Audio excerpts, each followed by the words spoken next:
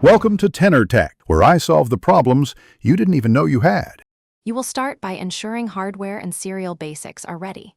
Plug your Arduino into USB, open the Arduino IDE, and identify the COM port. This is the path Unity will use.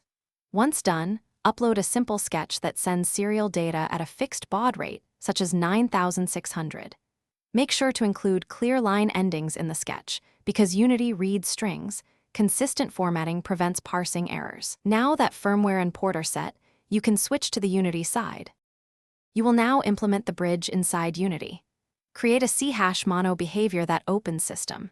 EO, ports. Serial port using the COM name and the same baud rate you set on Arduino, call open in start. Once open, read using readline inside a background thread or use a coroutine with timeout to keep the main thread smooth.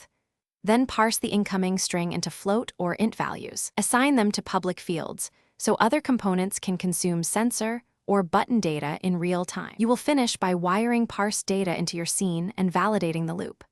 Hook the public variables to game objects, animations, or UI and run Unity while the Arduino transmits. Observe live updates. If nothing appears, make sure no other program has the COM port open, confirm baud matches, and try a different USB cable or port. As a troubleshooting tip, add serial. Print on debug and blink an LED from Arduino so you can confirm it is transmitting before assuming Unity is at fault. Thanks for watching. Subscribe to keep your life in tune.